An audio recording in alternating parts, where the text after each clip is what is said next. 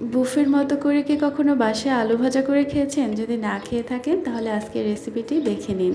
আসসালামু আলাইকুম। আজকে আপনাদের সাথে শেয়ার করব বুফেতে আমাদেরকে যেভাবে আলু ভাজা করে সার্ভ করা হয় সেই রেসিপি।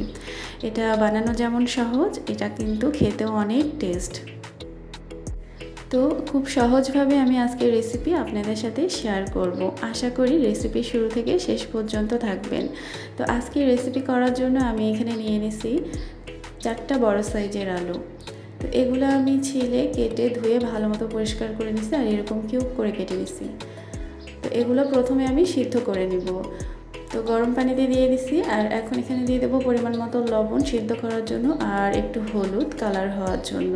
তো এই ধরনের আমি এগুলো 50%-এর মতো সিদ্ধ করব। তো আমার 50% সিদ্ধ হয়ে গেলে আমি আলুগুলো তুলে নিব।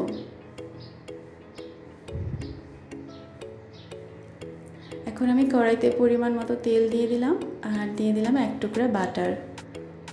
আর এখন দিয়ে দিব আমি হাফ চা চামচ জিরা আর হাফ চা চামচ কালো জিরা।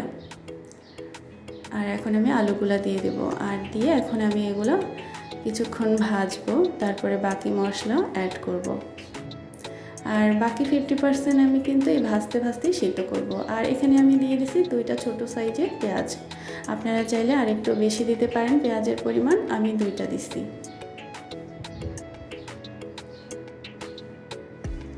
এখন দিয়ে দিলাম লবণ সামান্য পরিমাণ আর দিয়ে দিলাম গরম মশলার গুঁড়া আর দিয়ে দিলাম গোলমরিচের গুঁড়া হাফ চা চামচ করে। আর লবণটা অবশ্যই টেস্ট বুঝে দিবেন। আমি কিন্তু সিদ্ধ করার সময় একবার দিছি, এখন আরেকবার দিলাম।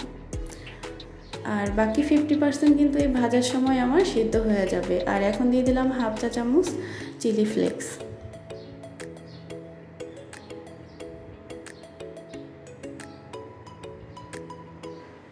আর এখন দিয়ে দেব 2 চা চামচের মতো টমেটো সস।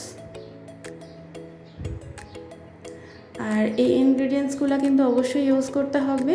আর ওই যে বললাম বুফের মতো একটা টেস্ট আসবে, বুফের মতো করে আলু ভাজাটা হবে, এরকম এই ইনগ্রেডিয়েন্টসগুলো দিলেই কিন্তু এই টেস্টটা হবে। তো আমার আলুটা দেখছেন যে ভাজা ভাজা হয়ে গেছে আর সিদ্ধ হয়ে গেছে। তো লাস্টে আমি অ্যাড করে দিলাম ধনিয়া পাতা।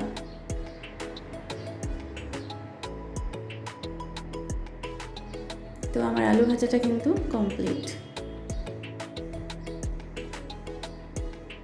তো এই যে রেডি হয়ে গেল আমার বুফের মতো করে আলু ভাজা। এটা কিন্তু খেতে অনেক টেস্ট হয়েছে আর খুব সহজেই কিন্তু আজকের রেসিপিটা আমি আপনাদের সাথে শেয়ার করলাম।